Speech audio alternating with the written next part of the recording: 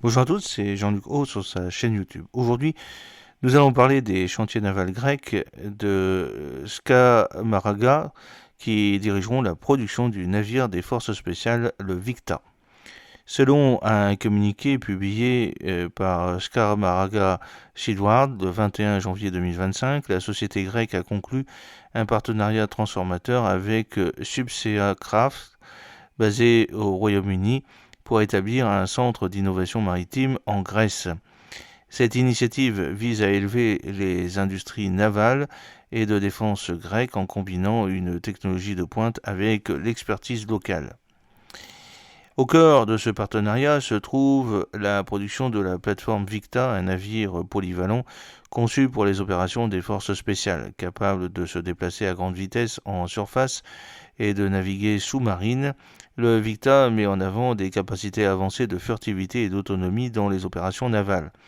Cette conception permet d'effectuer des missions de précision critique tout en minimisant les risques opérationnels. Au-delà des applications militaires, les caractéristiques de Victa le rendent adapté à la protection civile et à la lutte contre les menaces asymétriques, élargissant encore ses utilisations potentielles. Le Centre d'innovation maritime se concentrera sur le développement de navires autonomes et sans pilote de nouvelle génération.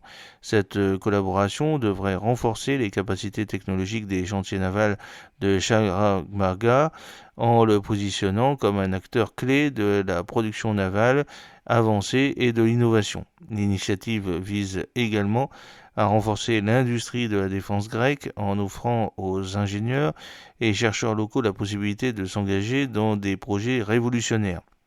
En attirant une expertise internationale et en accédant au financement de la recherche européenne, le centre vise à faire de la Grèce un leader de la technologie maritime. Plusieurs plateformes offrant des capacités comparables, le JFD Seal Carrier est l'un de ces engins hybrides construits pour des opérations de surface et submersibles avec de petites équipes. Il met l'accent sur la furtivité et l'insertion efficace des opérateurs, mais n'atteint pas le même niveau de transition rapide ou de performance de surface à grande vitesse. De même, le Dry Combat Submersible DCS de Lockheed Martin offre un environnement fermé et pressurisé aux opérateurs, ce qui permet des missions sous-marines prolongées. Cependant, le DCS est avant tout une plateforme sous-marine et ne dispose pas de capacité de surface à grande vitesse qui caractérise le Victa. Le submersible, le M-Subs S-201, sert également de plateforme précieuse pour les forces spéciales. Il offre un environnement sec et modulaire aux opérateurs et peut être adapté aux exigences spécifiques de la mission, en mettant l'accent sur l'endurance et la capacité de charge utile. Cela le rend idéal pour les opérations sous-marines à longue portée, mais limite sa vitesse opérationnelle et son adaptabilité par rapport au Victa.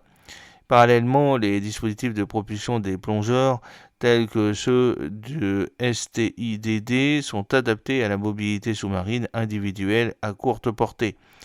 Bien qu'efficaces pour certaines missions, ces dispositifs n'offrent pas la fonctionnalité hybride intégrée ou la portée de mission des plus grands engins submersibles de surface.